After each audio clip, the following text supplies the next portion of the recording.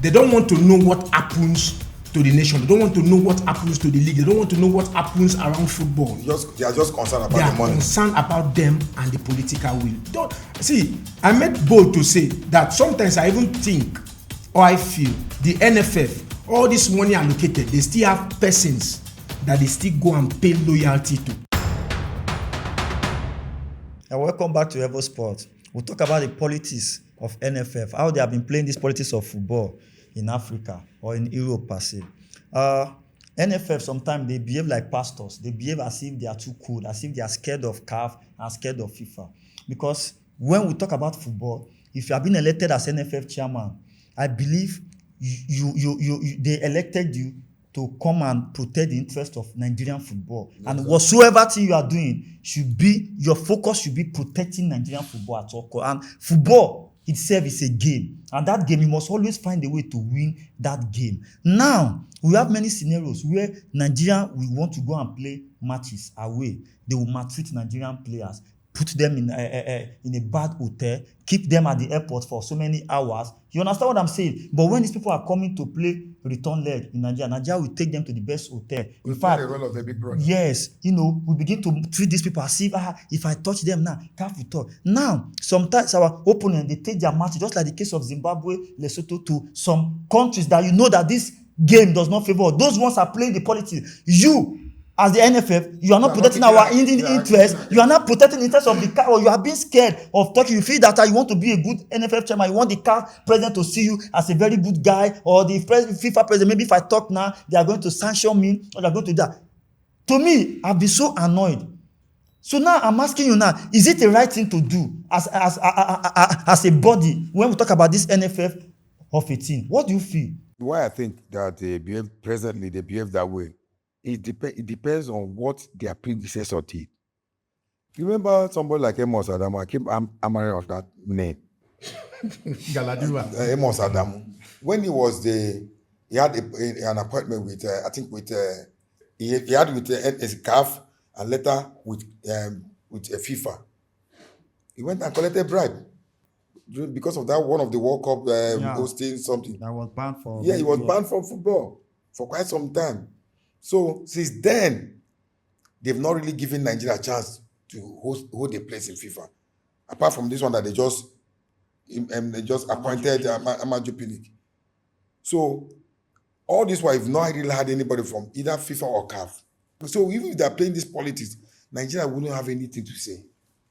So because we don't have anybody there. So what do you expect in somebody in NFF to say about to talk about Mosepe, that is the CAF president?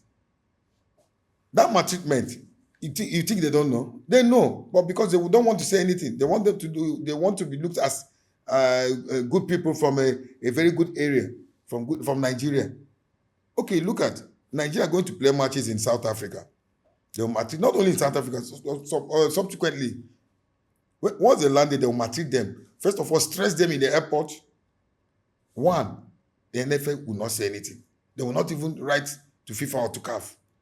They will just let everything lie down, lie low. But when it's your own player, they'll be quick to tweet on internet. Just like the case of Siridesa. That's what I'm saying. That's just one thing with Nigeria. Because that's what I'm saying now. That NFF, they are not ex-international. So they don't know what football is all about.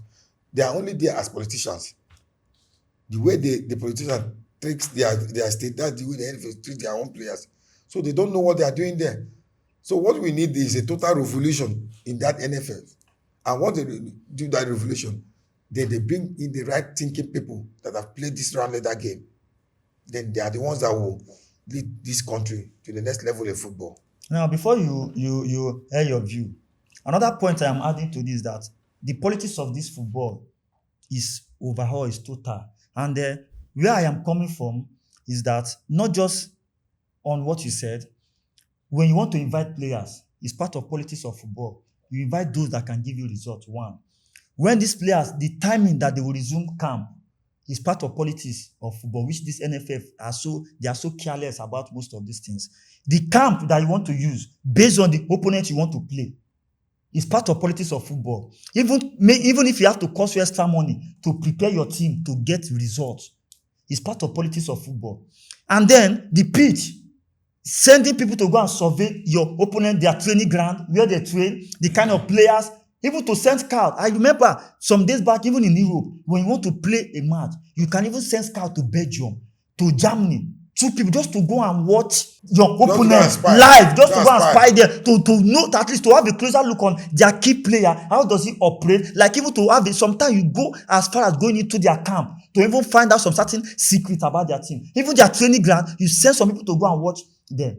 Now, NFF, I think they are just based on just, if we employ a coach, you just invite players. If you invite them, Lukman is a good player, they will come and die on the field, they will come and play on the field. That is all. But aside from these players playing, these players are not the one to tell you how to do other things. Now, you already going to play an African team against them. You know that you are expecting some kind of maltreatment from these people. And you, as an NFF, you are not even prepared. God bless you. You're not even prepared for this kind of scenarios. And then, all of a sudden, you are acting as if you don't know that these things will happen. These guys already, they are being prepared. They prepare, they do us like this. And then you just come online and say, I can't do this. And at the end of the day, even sometimes they don't even treat it.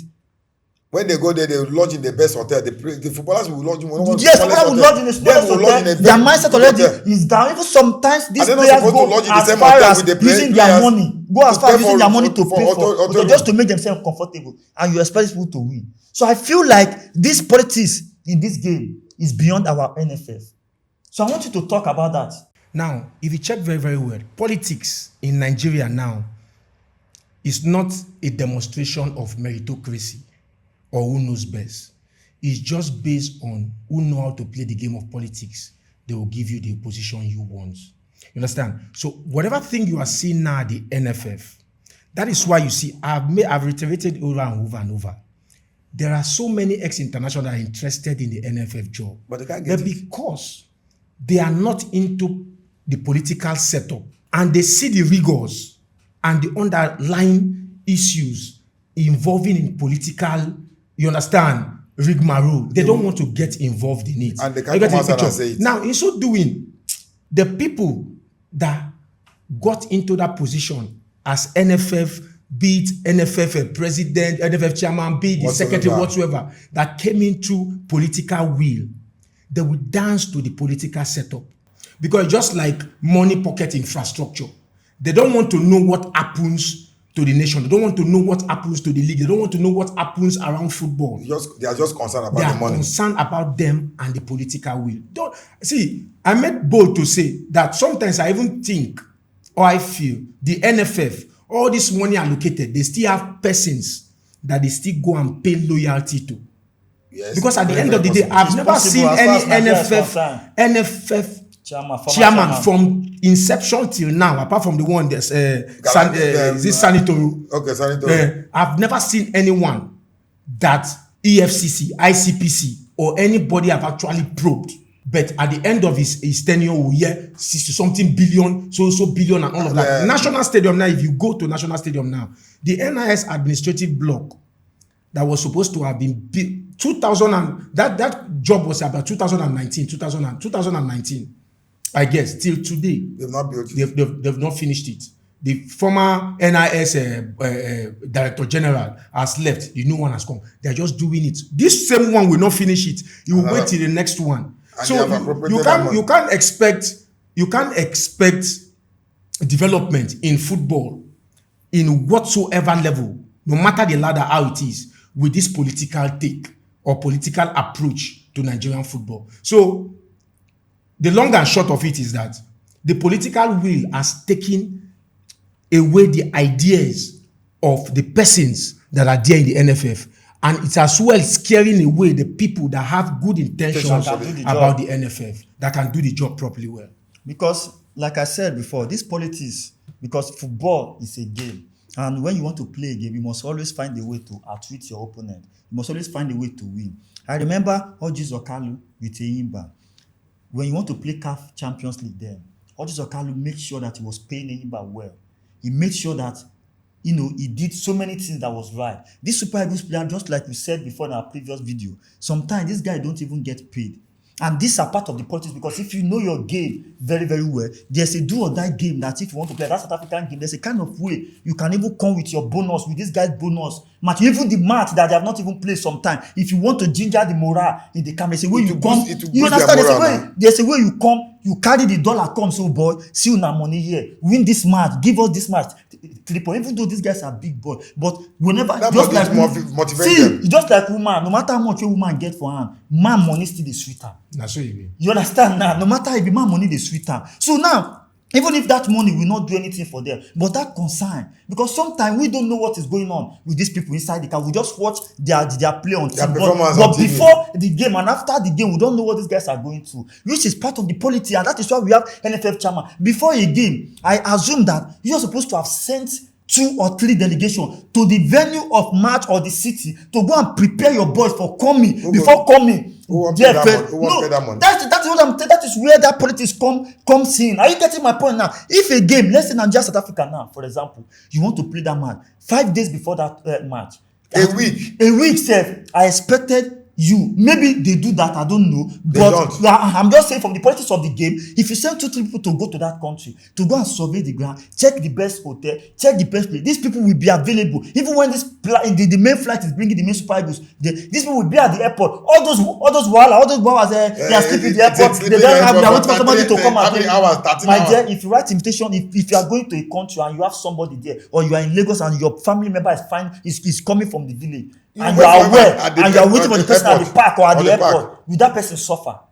No. Are you getting my point now? So I feel like this NFF, just like you have said, the right people are not in position, and the people that are there right now don't even know how to play this game, because they just think that playing this game is just being the chairman, collecting money, and then just talk to FIFA, just know about the future, invite players. This game is beyond that. If Nigeria must do well.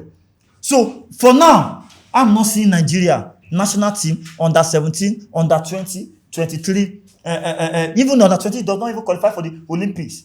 The Chan Eagles, I'm not seeing them doing anything except this present NFF or this present, except they change their approach to even this team. the way they select players based on nepotism, based on who you know.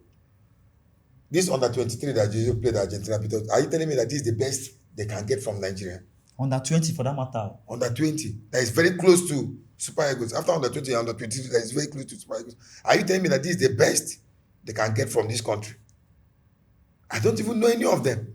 Even sometimes they go as far as inviting foreign base. To me, I don't even feel like inviting foreign base players from under 20, under age. Yeah. When we have players in our local league here, where we can even just easily select 30 good players, even though that have not even played international league, say that will just go and perform very, very well. But that still brings us to that structure in the Nigerian league. Because if this structure is very, very good, I don't think anybody who is in one country in Europe will be feeling that because you are 18, 19, you are playing for under 19 in Denmark, or that you are supposed to come and play for NATO. You will come and fight for shirts. It's so shameful because over the years, Nigeria has been credited to be one of the country, if not first 3, that produces young talent throughout the whole world.